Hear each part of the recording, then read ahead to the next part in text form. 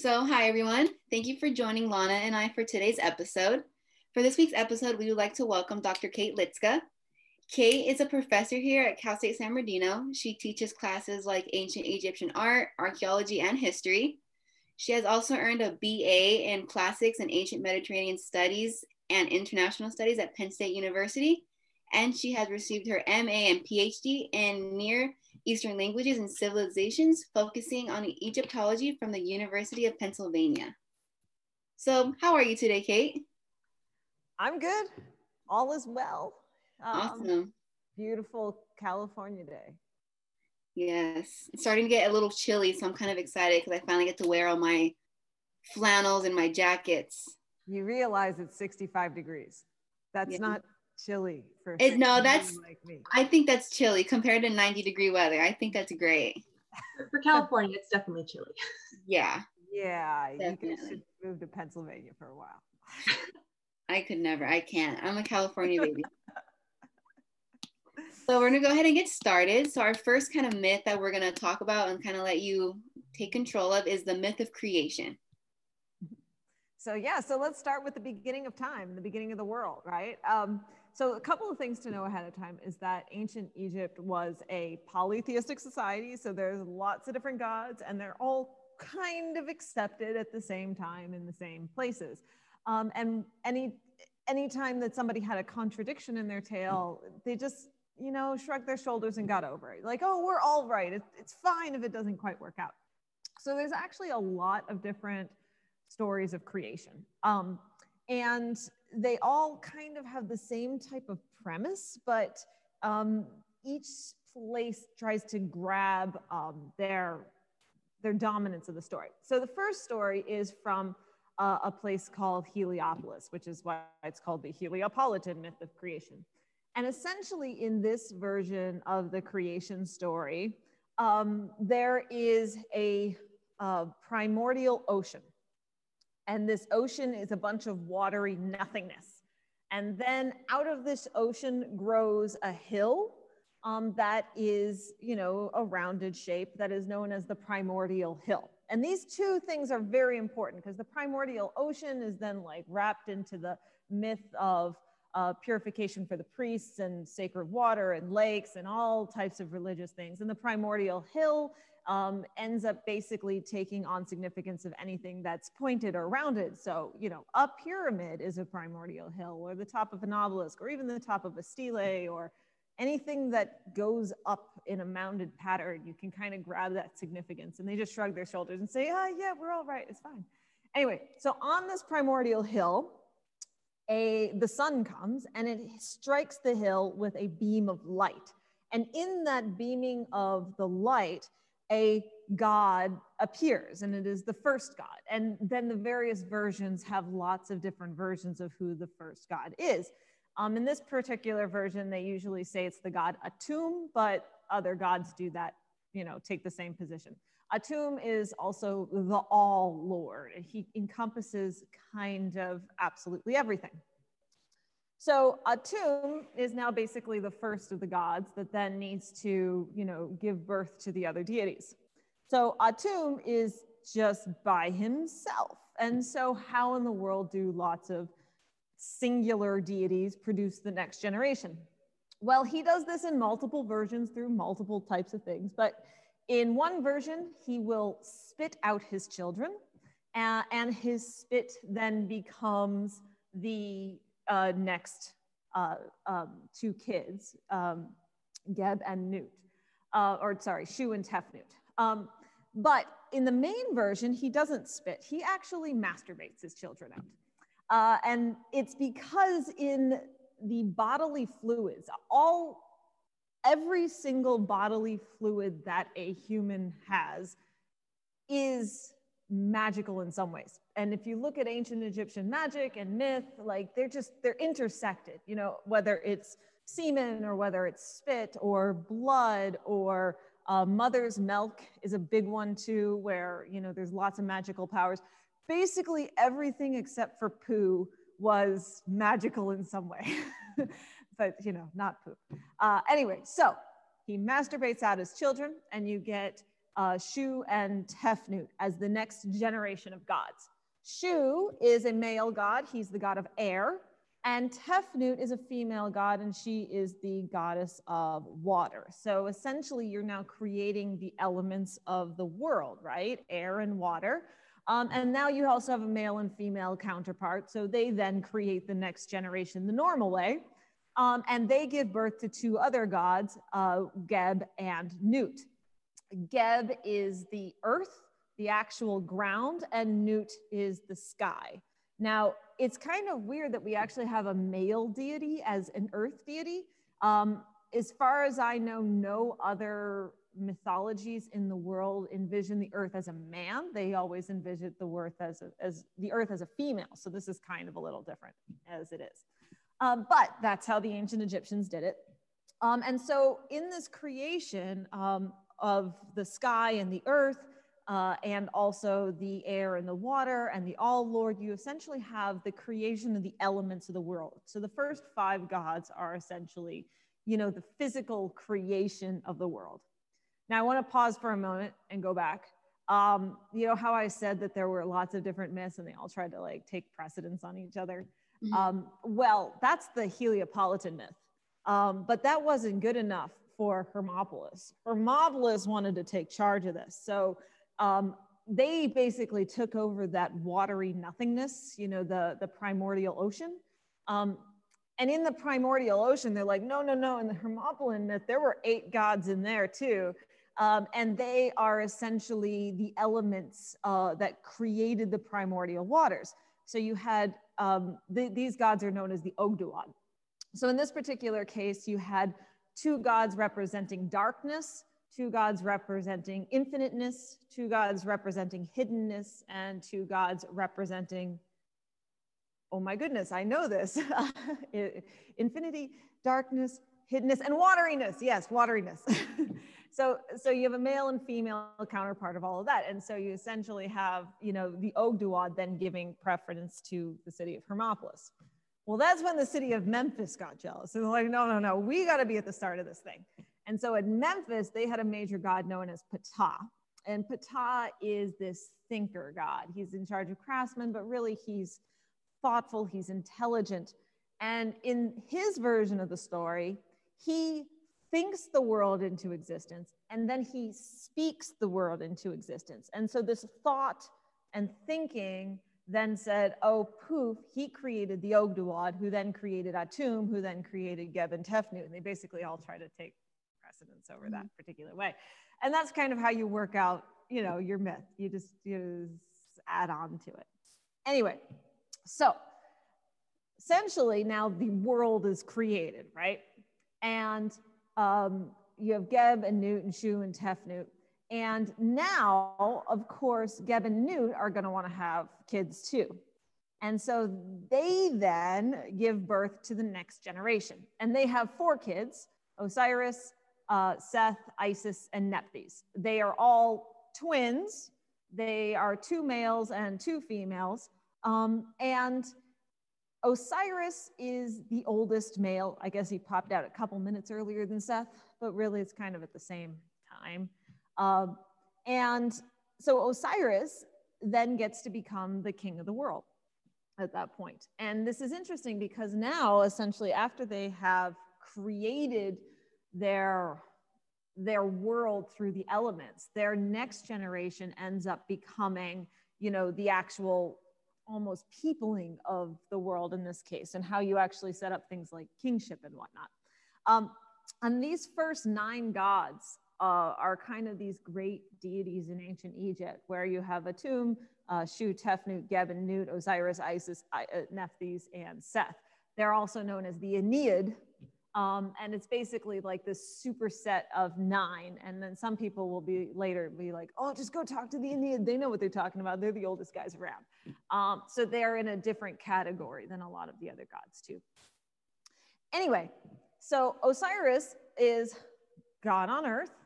And he marries his sister Isis, not strange in ancient Egypt when it comes to deities and kings and queens.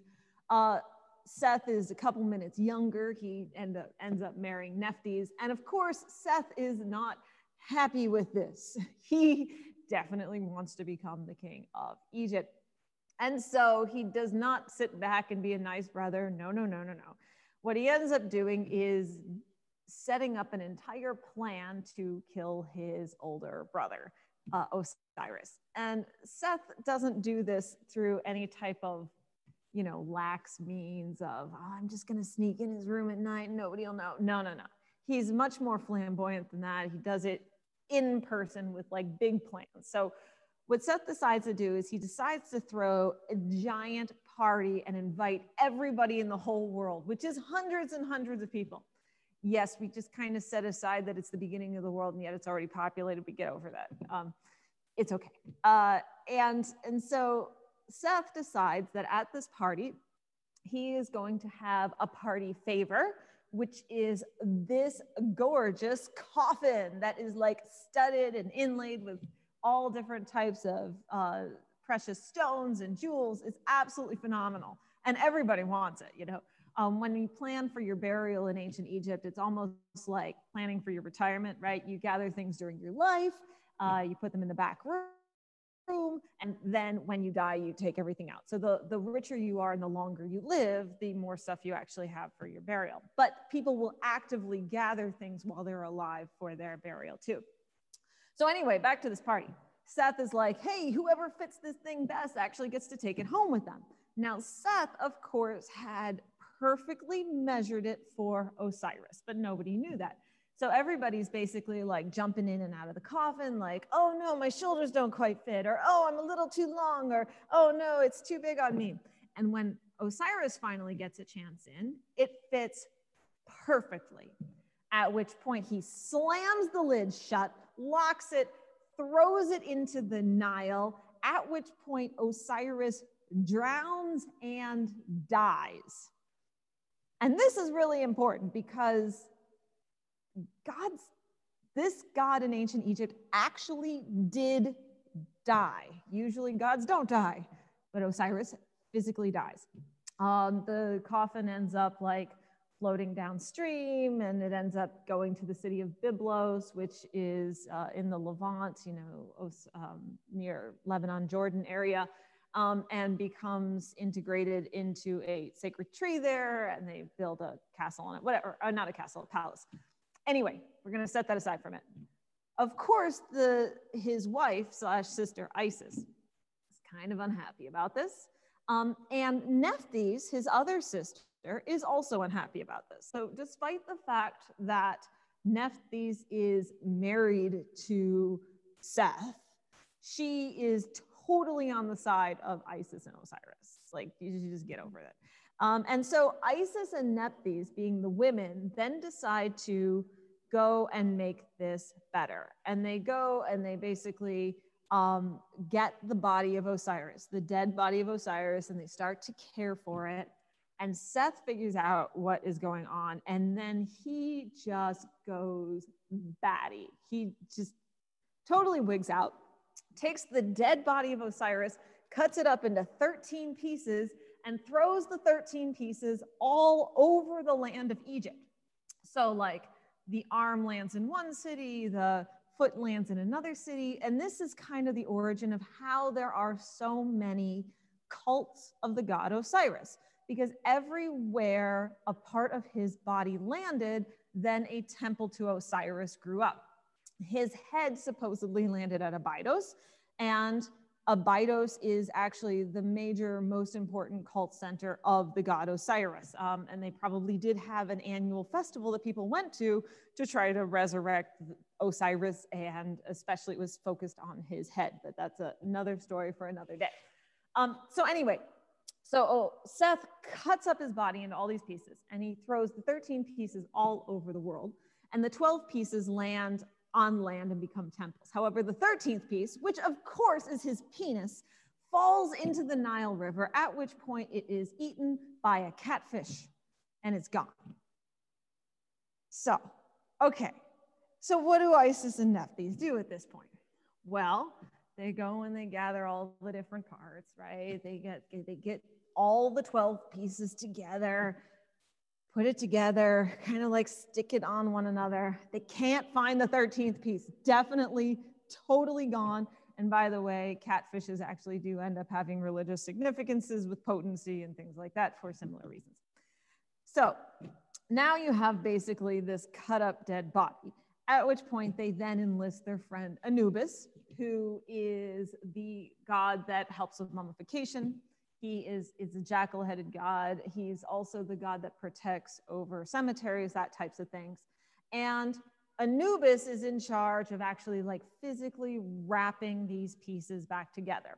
And so Osiris then becomes the first mummy. So this is important, right? This is why everybody in ancient Egypt wanted to be mummified, so that they could become an Osiris in the afterlife, so that they could be like Osiris. This is also why Osiris actually had to die, so that he could be reborn again. It's, you know, kind of like Gandalf, right? Like he had to die to become reborn, more than anything else. And hopefully Dumbledore, but I don't see that happening anytime soon. Anyway, sorry, I digress. So Anubis is in fact like wrapping up the body, right? And making the first mummy that everybody wants to be like. Isis and Nephthys are on the side of the coffin and they are just mourning. They're crying, they're tearing their hair out, they're devastated. And they are mourning the loss of this person. And it's interesting because when you look at Egyptian funerals, especially because everybody who dies wants to be like Osiris, the dead person in the funeral is always the Osiris. And if you look at the images around the image of the funeral, or the images of the sarcophagus, or the base of particular things, you see these mourning women, and they represent Isis and Nephthys, the two mourning women that actually, you know, cried over the body of Osiris. In a real funeral, you would want the two closest, youngest female relatives to the deceased person to actually reenact the roles of Isis and Nephthys also. Ideally, this would be two 16-year-old twin girls, but you'd use any family members that you had if you couldn't get that. And so like this myth is very integral to all of their religious practices. Everything that they choose to do and why they choose to do it relates back to this story. And it's so that they can be reborn in the afterlife. After Osiris dies, he doesn't just go away. He is reborn in the afterlife and becomes the king of the dead, the god of the dead. And that is a vital, vital role, which is why he had to die in the first place. And it gives everybody else hope of being reborn in the afterlife too. Okay, so anyway, Osiris is now wrapped up. He's been buried, moving aside. Isis and Nephthys, well, he hasn't been buried yet. I take it back. Dead body back here. Okay, Isis and Nephthys still have a problem, right? Like Osiris is dead. Seth is now king, but he's a jerk and he shouldn't be king. And so that essentially leaves them with nothing because of course girls can't be king. And so Isis realizes that if they are going to essentially get this away from Seth, that she needs to have a kid. And so she devises a plan to have a child with the god Osiris at this point. Now, Isis is the goddess of magic. She is, well, they all have magic, but Isis has like super mega magic. Like she can do things that a lot of other people can't, or a lot of other gods can't. And so at this particular case, she brings together incest, necrophilia, and bestiality all at the same time to essentially have a child. And essentially what she decides to do is, with the dead body of Osiris, she creates a fake penis. Remember, the real one had been eaten by a catfish, out of mud, and forms it, and then turns herself into a kite, which is a big type of bird of prey, like a falcon or something, and basically like hovers over the dead body, becoming pregnant from the dead body seed, right? And and this is interesting because like you read these Egyptian stories and everybody emphasizes and re-emphasizes and quadruply emphasizes that Horus, her kid, is in fact the bodily son of the god Osiris from his seed. They stress that even though his penis had been eaten by catfish and the fake one was made out of mud, it's still real. It worked. This is not, you know, a type of another maneuver on her part.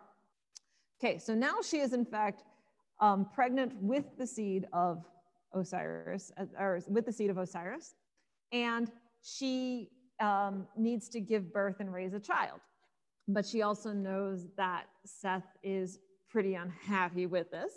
And so she and Nephthys sneak off into the Delta, which is the place that's more swampy with a lot of places to hide within papyrus stocks and stuff. And they hide. She gives birth and she actually like hides Horus while she's a son, while he is a young boy. And she nurses him and she gives him her milk. Remember how I said every single bodily fluid can be magical? In nursing him, she passes on the magic of this divinity into him. They make him stronger, and he actually does grow up and become a strong individual at that point.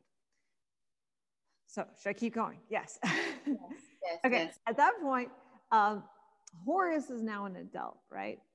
And so it worked. And Seth now finds out that Isis has in fact had a son and that he is a viable adult, although, you know, that might be like 17. It's still the case in this particular area.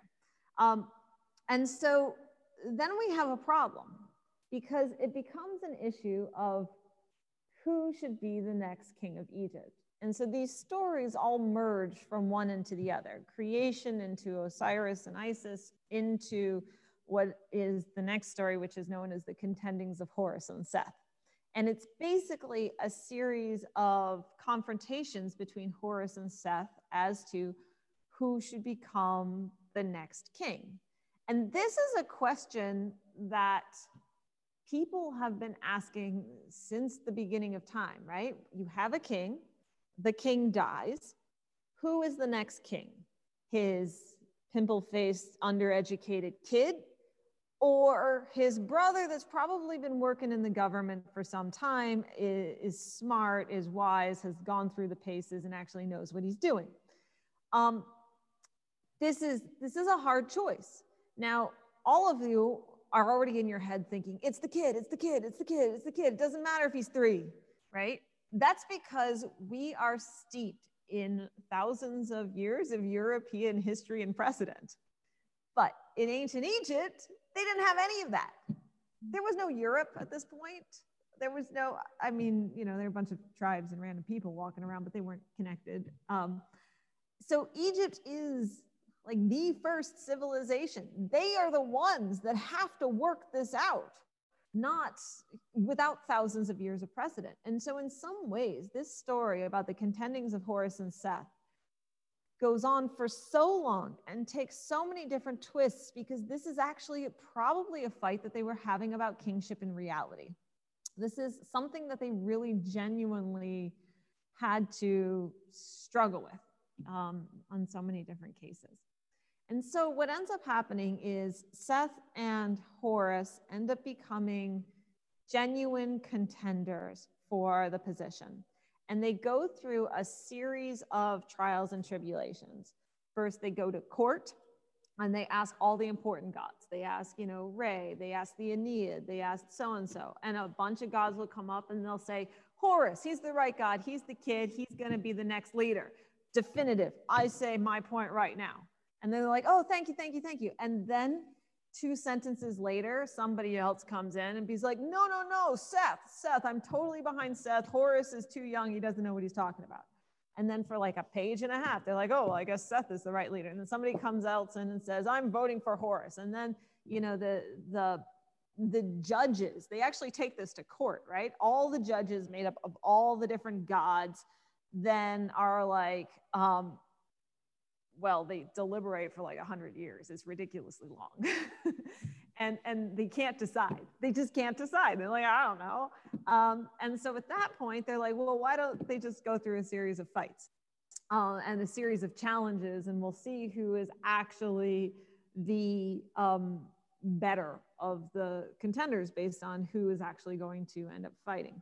And then this leads into a series of all-out, battles that one of my old professors compared to Roadrunner versus the Wile E. Coyote, right? Where Seth is always like the Wile E. Coyote, and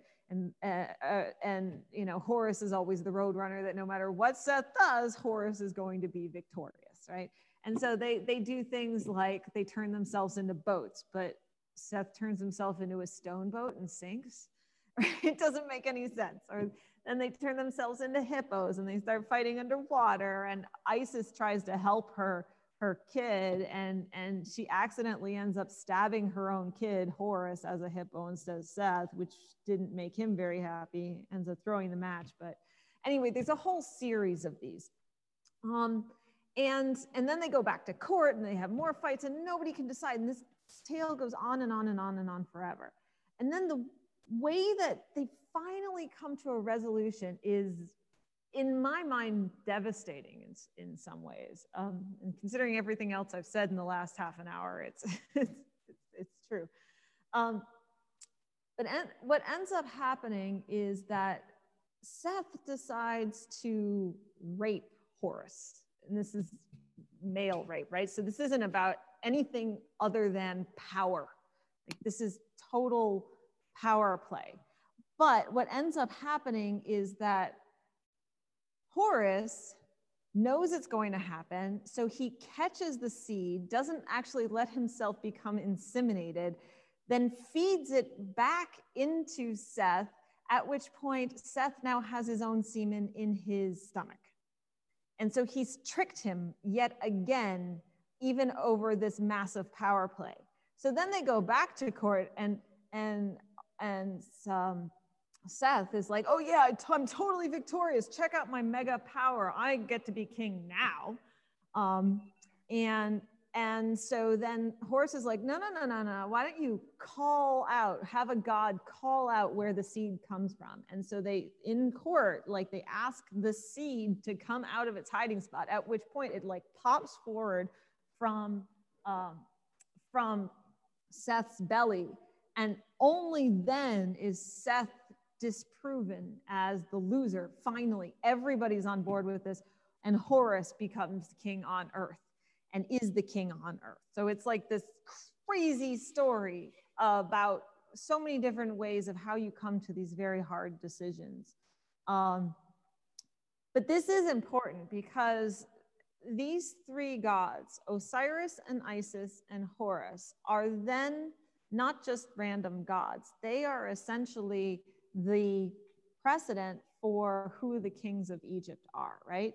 The dead kings are all Osiris. The living king is always Horus. The office of kingship is sanctified by Horus. And Isis is the mother and the wife. And that is a very important role in all of this. And so you create this, essentially, this divine triad that then underpins kingship for 3,000 years. So even though this story is crazy and goes so many different directions, it really embraces everything that goes into their society, their journey to the beyond, their conceptions of the afterlife, their structure of kingship. It's kind of amazing. Yeah, I don't know. That's kind of where it ends. Yeah. And, it's crazy when you think about like all the different stories that you were telling along the way, because this is my first time hearing a lot of them. And so you kind of notice along the way, you start spotting similarities between, the different mythologies and even like different religions, such as like, I know you mentioned the primordial waters, and, that pulled to mind, like Gilgamesh had like a whole flood thing, and same with the Bible. So do you think that there's like a way that, I know like Egypt's kind of like the top dog when it comes to like mythology in terms of like how old it is. So do you think in some ways that it influenced each other? Oh, they absolutely influenced each other in every way.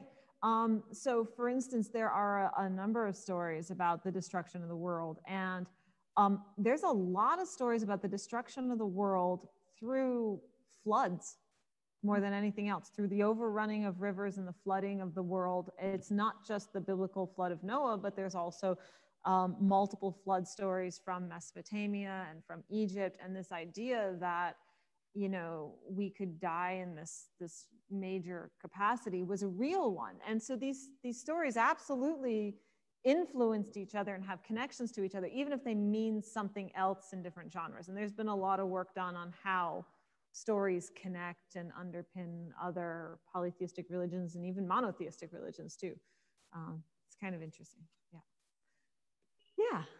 But, so it's a lot of fun, but there's actually a lot of stories about death and destruction too. I don't know if you want me to tell some more of them or not. I think we have around like 5 to 10 minutes before we're going to switch to Q&A. So okay, go ahead.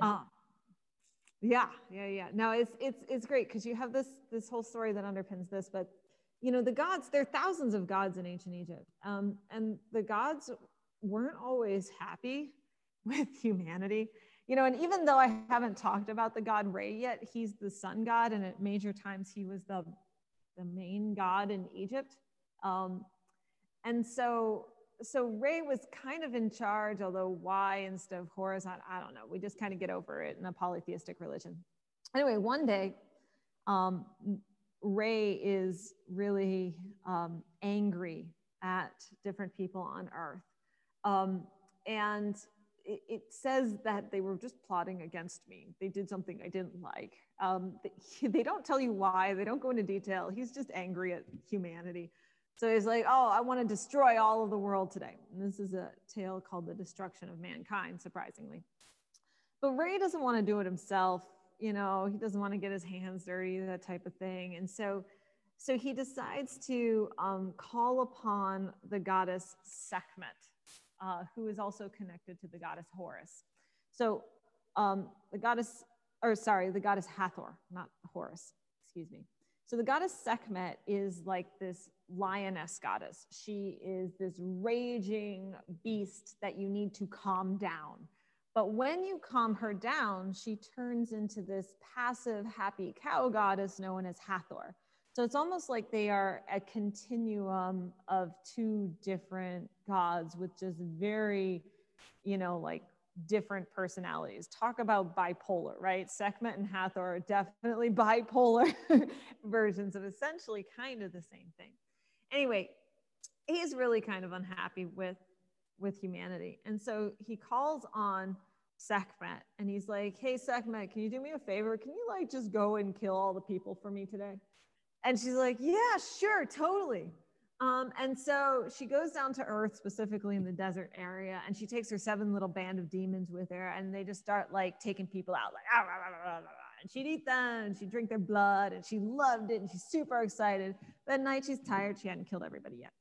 And so she comes back to place where Re is at night to kind of rest. And Re looks down at the terrible devastation, and he kind of feels sorry. He's like, well, maybe humanity didn't quite deserve that, right? And so he looks at Sekhmet and he's like, Sekhmet, thank you for your service. I recognize that I asked you to kill humanity, but you know, like maybe we should stop. You know, like let it go. And she's like, no, excuse me. Like I like the taste of blood. I'm gonna go and eat more of them. And so the next day she goes back down to Earth with her 7 little band of demons again, and she starts, you know, like killing people. And Re then realizes that she needs to essentially put together this ruse to stop her. And so he takes a whole bunch of red dye and he dyes a giant vat of beer to look like blood. And she comes up to this thing and she's like, oh yeah, I'm just gonna drink this giant vat of blood. And in drinking it, she becomes drunk. And when she becomes drunk, she actually becomes that passive side of her, the goddess Hathor. And she actually turns from this raging lioness into a peaceful cow goddess, at which point she, you know, happily says, oh yeah, I'll stop killing humanity now. So you would need to appease Sekhmet with these various things in them. So it's a fun story, but it leads into a whole bunch of reasons as to like why they have so many statues of lionesses and why you have to go through things like the ritual of appeasement to appease these different goddesses. And it's kind of funny because any goddess could have these two sides to them. They could have this raging lioness side, or they could have their more calm side. And so any goddesses, and by extension, any female could then have these two sides to them of raging versus calm. And the men in their lives were in charge of calming them down, which is usually done with beer or chocolate. There was no chocolate in ancient Egypt, but still we could hope, right? Anyway, so it's kind of interesting, again, how you take these big stories that seem to be about humanity, and then they tie these little tidbits into your daily lives too. So yeah, I don't know. Awesome. You know, that's super interesting. And again, like I said, this is my first time, you know, hearing any of this stuff. So it's amazing to see like how, like you said, like the little bits of it are kind of incorporated into, you know, the daily Egyptian life. With that said, I think that's all we have time for. So we're going to go ahead and switch to Q&A. So anyone in the audience, if you have any questions for Dr. Liszka or for either me or Teresa, for, you know, whatever you want to ask, go ahead, type it in the chat and we'll go ahead and answer it. But while we wait for you to go ahead and type if you have any that come to mind, we're going to go ahead and ask Dr. Liszka a pre-submitted one. And do you have any stories in ancient Egypt mythology that are like your favorite?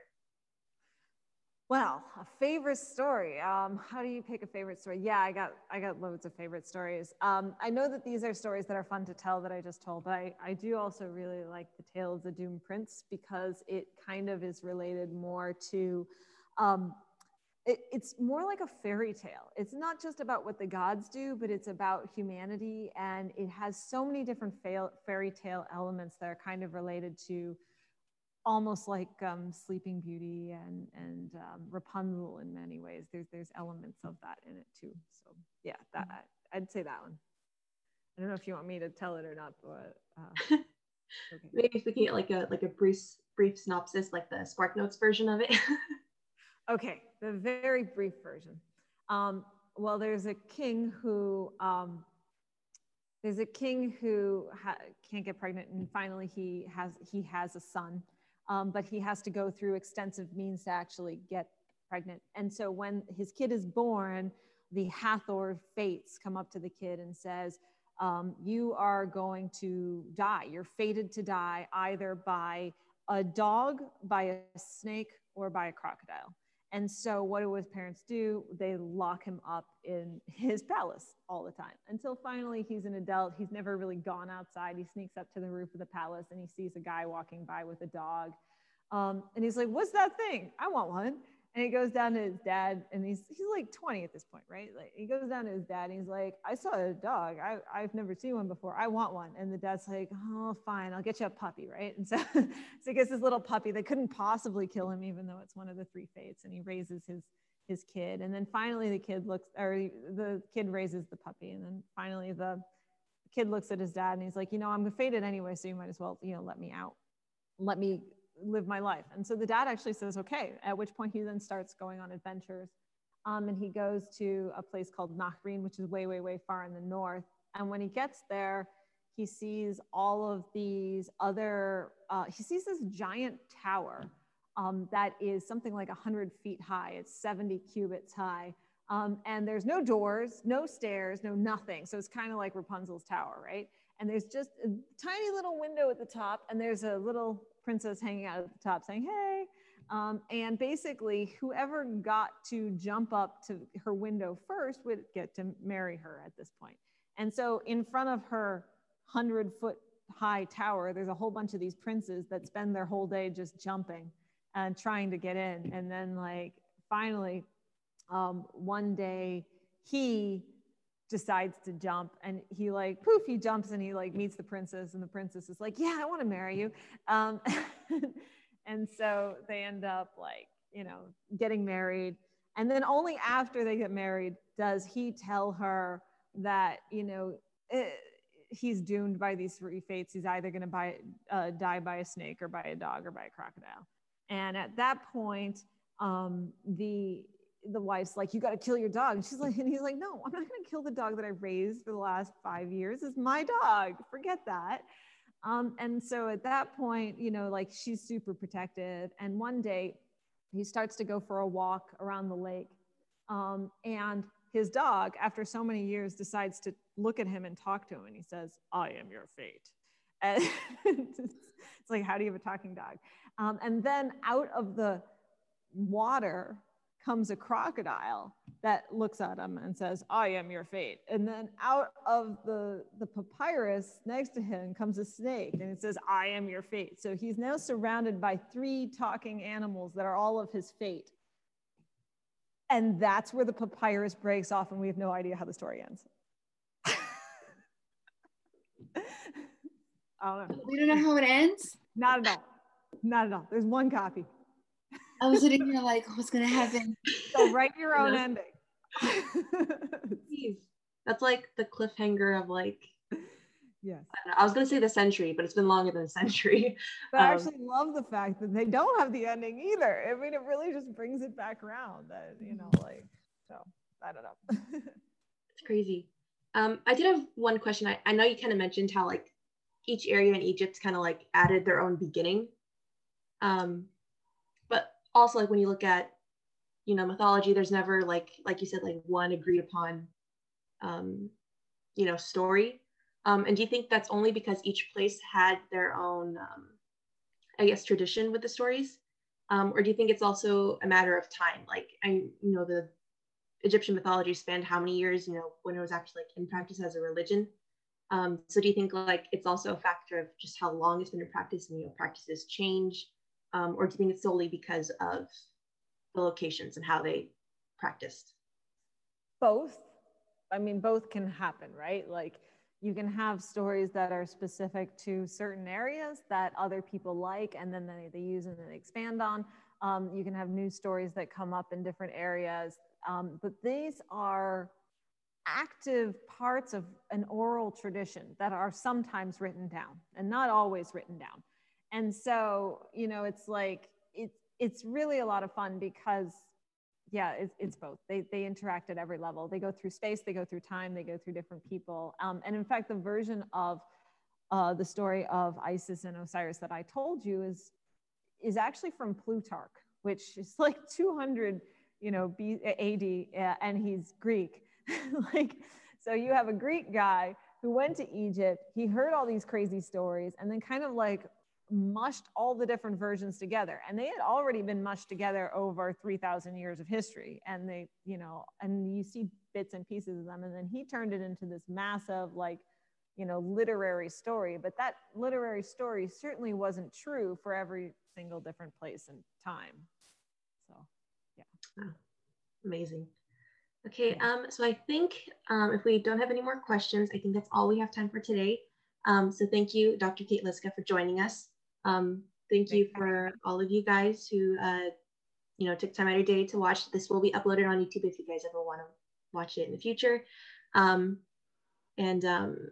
We do have another podcast coming up soon on December 3rd, so all of you guys are welcome to join for that one.